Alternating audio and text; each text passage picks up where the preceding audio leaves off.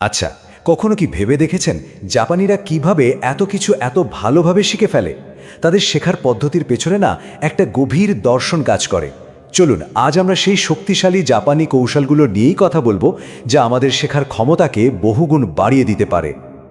আমরা তো প্রতিদিন কত কিছুই শিখি, বই পড়ি, ভিডিও দেখি, নতুন নতুন কত তথ্য নিই, কিন্তু দিন শেষে কি হয় বলুন তো? মনে হয় এত কিছু শেখার পরেও যেন কিছুই মাথায় থাকছে না, তাই না? মাথার ভেতর সব যেন জট পাকিয়ে যায়, আর আসল জিনিসগুলোই হারিয়ে যায়। আর দেখুন, এটা কিন্তু শুধু একজনের সমস্যা নয়, আমাদের প্রায় সবারই। এই ডিজিটাল যুগে তথ্য পাওয়াটা হয়তো খুব সহজ, কিন্তু সেটাকে মস্তিষ্কে গেঁথে রাখাটাই আসল চ্যালেঞ্জ। চলুন আজ এই চ্যালেঞ্জটাকেই মোকাবেলা করার একটা উপায় খুঁজে বের করি।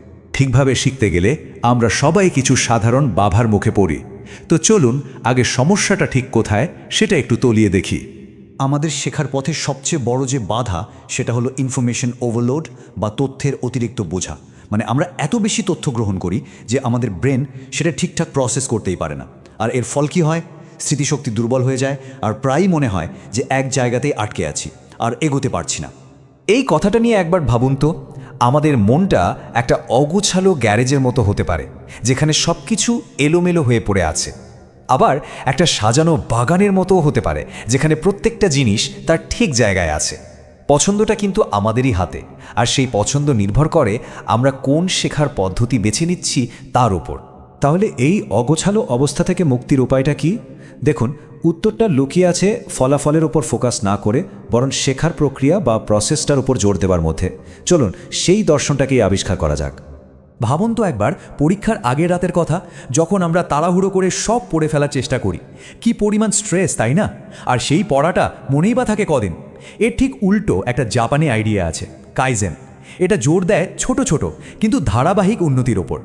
এটা একটা শান্ত আর দীর্ঘমেয়াদী প্রসেস, যেখানে শেখার জার্নিটাই আসল।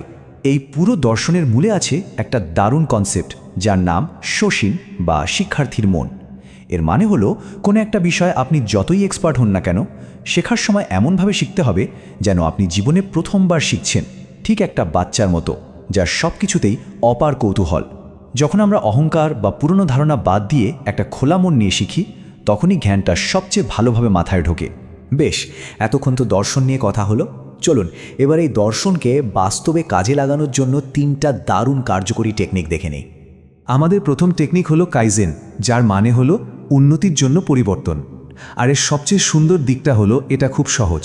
আপনাকে এক লাফে পাহাড় টপকাতে হবে না, বরং প্রতিদিন শুধু একটা করে ছোট পাথর সরালেই হবে। এই ছোট ধারাবাহিক উন্নতি কিন্তু সময়ের সাথে সাথে একটা বিশাল পরিবর্তন এনে দেয়। কাইজেন অ্যাপ্লাই করা কিন্তু অবিশ্বাস্যভাবে সহজ।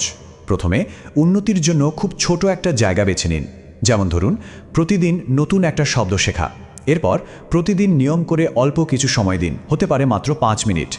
আর সবচেয়ে জরুরি হলো, প্রত্যেকটা ছোট সাফল্যকে গুরুত্ব দিন। এই ছোট ছোট জয়গুলোই কিন্তু আপনাকে সামনে এগিয়ে যাওয়ার অনুপ্রেরণা যোগাবে। আমাদের দ্বিতীয় কৌশলটা হলো গভীর মনোযোগ। আচ্ছা, এই যে সারাদিন ফোনের নোটিফিকেশন, মাল্টিটাস্কিং, এর যুগে মনোযোগ ধরে রাখাটা একটা সুপার পাওয়ারের চেয়ে কম কিছু না, তাই না? এখানে আপনি কত ঘন্টা পড়ছেন সেটা বড় কথা না, বরং কতটা মনোযোগ দিয়ে পড়ছেন সেটাই আসল। এটা করার একটা খুব জনপ্রিয় উপায় হলো পোমোডোরো টেকনিক। যে কোনো একটা কাজ ঠিক করুন আর 25 মিনিটের জন্য একটা টাইমার লাগান।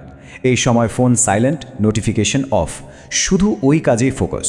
25 মিনিট শেষ হলে 5 মিনিটের একটা ছোট্ট ব্রেক নিন। ব্যাস, এই সাইকেলটা কয়েকবার রিপিট করলেই দেখবেন মনোযোগ আর কাজের গতি দুটোই নাটকীয়ভাবে বেড়ে গেছে। আমাদের তৃতীয় এবং অন্যতম শক্তিশালী একটা টেকনিক হলো ফাইনম্যান পদ্ধতি। যদিও এটা সরাসরি জাপানি দর্শন থেকে আসেনি, কিন্তু শেখার প্রক্রিয়াটাকে গভীরে নিয়ে যাওয়ার জন্য এর কোনো তুলনা নেই। এর মূল আইডিয়াটা খুব সিম্পল। যদি কোনো কিছু কাউকে সহজ করে বোঝাতে না পারেন, তার মানে আপনি নিজেই ওটা ভালো করে বোঝেননি।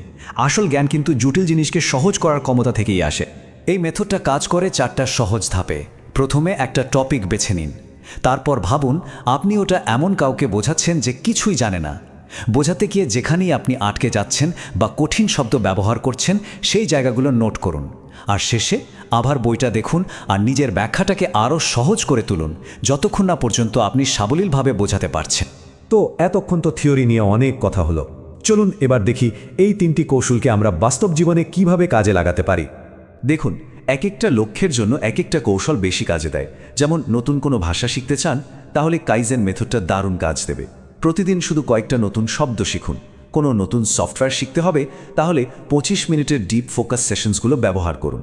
আর পরীক্ষার প্রস্তুতি, তাহলে ফাইনম্যান মেথড। কোনো বন্ধুকে ধরে টপিকটা বোঝানোর চেষ্টা করুন, দেখবেন নিজের কাছেই সব পরিষ্কার হয়ে গেছে। আসলে এই কৌশলগুলো শুধু পড়ার টেকনিক না, এগুলো নিজেদের ভেতরের আসল ক্ষমতাকে খুঁজে বের করার চাবিকাঠি। একটা কথা মনে রাখতে হবে, শেখাটা কোনো স্প্রিন্ট রেস না, এটা একটা ম্যারাথন।